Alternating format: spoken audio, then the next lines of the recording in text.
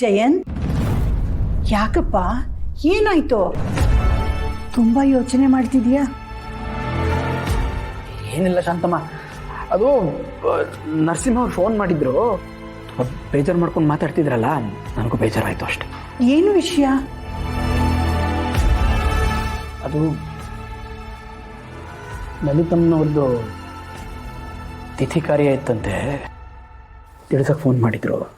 ಆದ್ರೂ ನೀನು ತುಂಬಾ ಡಲ್ ಆಗಿದೆಯಾ. ಈ ಕಾರ್ಯದಲ್ಲಿ ನೆಪ ಮಾಡಿಕೊಂಡು ಜಾನ್ವಿಯರ್ನ ಹುಡುಕ್ಬೋದು ಅಂತ ಯೋಚನೆ ಬರ್ತಿದ್ಯಾ ಅಲ್ವಾ ನಿನಗೆ? ಯೋಚನೆಯೂ ಇದೆ ಶಾಂತಮ್ಮ, ಆದರೆ ಈ ಪರಿಸ್ಥಿತಿಯಲ್ಲಿ ಹೇಗೆ ಅಂತ.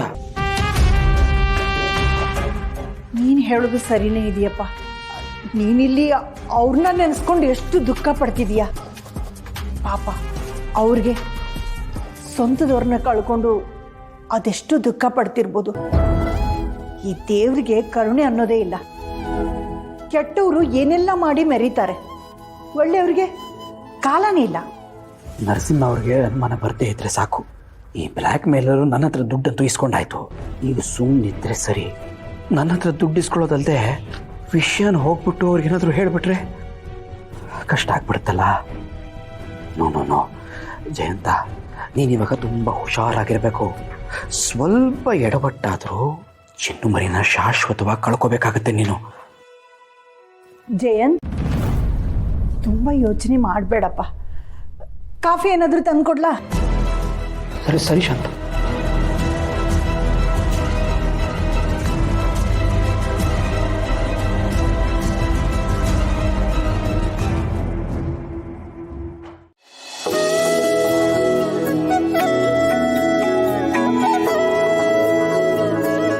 ಅತ್ತೆ ಮಾವ, ಯಾವ ಜನ್ಮದ ಋಣಾನ್ ಬಂಧನ ಏನೋ, ನೀವಿಬ್ರು ನನಗೆ ಅತ್ತೆ ಮಾವಾಗಿ ಸಿಕ್ಕಿದ್ದೀರಾ.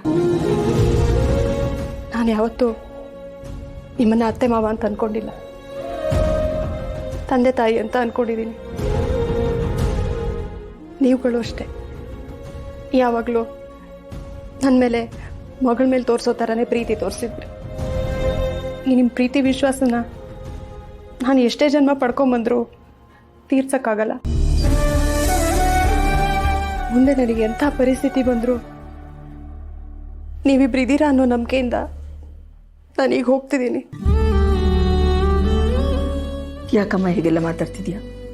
ನೋಡು, ಇದು ನಿನ್ನ ಮನೆನೇ. ನಿನಗೆ ಯಾವಾಗ ಬರಬೇಕು ಅನ್ಸುತ್ತೋ ಅವಾಗ ಬರ್ಬೋದು.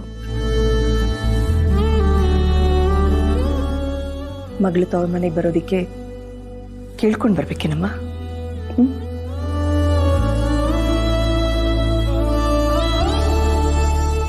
ವೀಣಾ, ಅವನು ಹಿಂದೆ ಮಾಡಿದ ತಪ್ಪನ್ನ ಇನ್ನೊಂದ್ಸಲ ಮಾಡಲ್ಲ ಅನ್ನೋ ನಂಬಿಕೆಯಿಂದ ನಿನ್ನನ್ನು ಅವನ ಜೊತೆ ಕಳಿಸ್ಕೊಡ್ತಾ ಇರೋದು.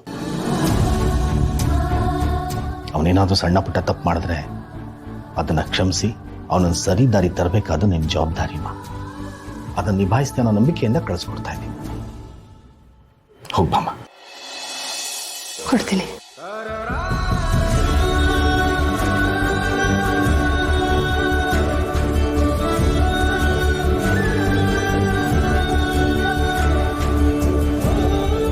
ಅಳ್ಬೇಡ, ನಗ್ನಗ್ತಾ ಹೋಗ್ಬಾ.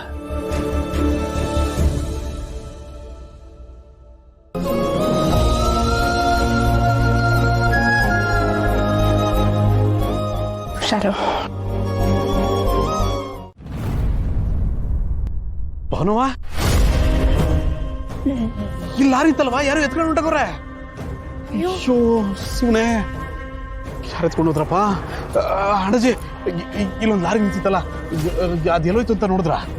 ನಾನು ನೋಡಿಲ್ಲ ಸರ್. ಅಲ್ಲ, ಯಾರು ತಕ್ಕ ಹೋದ್ರು ಅಂತ ಏನಾದ್ರು? ನನ್ಗೆ ಗೊತ್ತಿಲ್ಲ ಸರ್.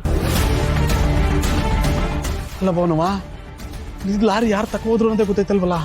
ಬಾಬಾ, ಇದನ್ನೆಲ್ಲ ನೋಡ್ತಿದ್ರೆ ನಾವ್ ಏನೇನ್ ಮಾಡ್ತಿದೀವಿ, ಎಲ್ಲೆಲ್ಲಿ ಹೋಗ್ತಿದೀವಿ ಅನ್ನೋದನ್ನ ಯಾರೋ ತಿಳ್ಕೊತಿದ್ದಾರೆ ಅಂತ ಅನ್ನಿಸ್ತಿದೆ. ನಮ್ಗಿಂತ ಒಂದ್ ಹೆಜ್ಜೆ ಮುಂದೆ ಬಂದು ಲಾರಿನೇ ತಗೊಂಡ್ ಹೊಟ್ಟೋಗಿದ್ದಾರೆ. ನನಗೆ ಯಾಕೋ ಇದನ್ನ ನೋಡಿದ್ರೆ ಭಯ ಆಗ್ತಿದೆ ಬಾಬಾ. ಭಯ ಯಾಕವ? ನಾವು ನಮ್ಮ ಸಿದ್ದನ್ನ ಬುಡ್ಸ್ಕೊಂಡು ಬಂದೇ ಬರ್ತೀವಿ. ನೀವೇನು ಭಯ ಪಡ್ಬೇಡಿ, ಆರಾಮಾಗಿರಿ. ಅಲ್ಲ ಬಾಬಾ, ಇನ್ನೇನ್ ಸಿಕ್ಕಾಕೊಂಡ ಅನ್ನೋ ಅಷ್ಟರಲ್ಲೇ ಇವ್ನ್ ಹೆಂಗ್ ತಪ್ಪಿಸ್ಕೊಂಡ್ಬಿಟ್ಟ? ಇವನಿಗೆ ಹೇಗ್ ಗೊತ್ತಾಯ್ತು? ಅದೇ ನಂಗೂ ಅರ್ಥ ಆಯ್ತಲ್ಲ ಕಣವ. ಅಲ್ಲ ನಾವು ಅವ್ನು ಹುಡುಕ್ತಿದೀವಿ ಅಂತ ಅವ್ನಿಗೆ ಯಾರು ಹೇಳ್ತಾ ಇದ್ದಾರೋ ಬಿಟ್ಟಿದ್ದೀನಿ ಹೆಂಗ್ ಗೊತ್ತಾಗೋಯ್ತು? ತಪ್ಪಿಸ್ಕೊಬಿಟ್ನಲ್ಲವಾ? ಇರ್ಲಿ ಬರವಾ, ನೀವೇನು ಯೋಚನೆ ಮಾಡ್ಬಿಡಿ, ಬನ್ನಿ ನೋಡಮ್ಮ ಅದೇನಾಯ್ತದ ಆಗ್ಲಿ, ಬನ್ನಿ. ಒಟ್ಟಿನಲ್ಲಿ ನಮ್ಮ ಸಿದ್ದುನ ಈ ಕೇಸು, ಕೋರ್ಟು, ಆಕ್ಸಿಡೆಂಟು, ಅದು ಇದು ಇವೆಲ್ಲದರಿಂದ ಆಚೆ ಕರ್ಕೊಂಬಂದು ಎಲ್ಲದಕ್ಕೂ ಒಂದು ಮುಕ್ತಿ ಕೊಟ್ಬಿಡ್ಬೇಕು ಕಣವ. ಹೌದು ಬಾಬಾ, ಇದರಿಂದ ಅವ್ರಿಗೆ ಏನು ತೊಂದರೆ ಆಗ್ತಿದೆಯೋ ಏನೋ. ಹಂಗೇನು ಆಗಿರಕ್ಕಿಲ್ಲ ಕಣವ, ಎಲ್ಲ ಸರಿಯುತ್ತದೆ. ಭವನವ, ನೀವು ಈ ಮನೇಲಿ ಒಬ್ಬರೇ ಇದ್ದೀರಿ, ನಿಮ್ಮ ಮನೆಯವ್ರಿಗೆ ಯಾರಿಗಾರು ಫೋನ್ ಮಾಡಿ ಕರ್ಸ್ಕೋಬೇಕಾಗಿತ್ತು ಕಣವ. ಅದೇ ನಿಮ್ಮ ಅಣ್ಣ ಅದಕ್ಕೆ ಇದ್ರಲ್ಲ, ವೆಂಕಿ ಚೆಲ್ವಿ ಅವರು, ಅವ್ರಿಗಾದ್ರೂ ಕರ್ಸ್ಕೊಳವ. ಪರವಾಗಿಲ್ಲ ಭಾವ, ನನ್ನಿಂದ ಅವ್ರಿಗೆ ತೊಂದರೆ ಆಗೋದು ನನಗೆ ಇಷ್ಟ ಇಲ್ಲ. ಸರಿ ಕಣವ, ನಂಗೆ ತಡ ಆಯ್ತದೆ, ನಾನಿನ್ ಬರ್ತೀನಿ. ಜೋಪಾನ. ಭಾವ, ನೀವು ಸ್ವಲ್ಪ ಹುಷಾರಾಗಿರಿ. ಯಾಕಂದರೆ ಈಗ ಆಗ್ತಿರೋದೆಲ್ಲ ನೋಡಿದ್ರೆ ಇದರಿಂದ ನಿಮಗೇನು ತೊಂದರೆ ಆಗುತ್ತೋ ಏನೋ ಅಂತ ಭಯ ಆಗ್ತಿದೆ. ಭಾವನವ, ಈ ಮರಿಗೌಡನ ಮುಟ್ಟೋ ಮಗ ಯಾವನಿದ್ದಾನವ? ನೀವೇನು ತಲೆ ಕೆಡಿಸ್ಕೊಬೇಡಿ, ಆರಾಮಾಗಿರಿ. ನಾನು ಬರ್ತೀನಿ.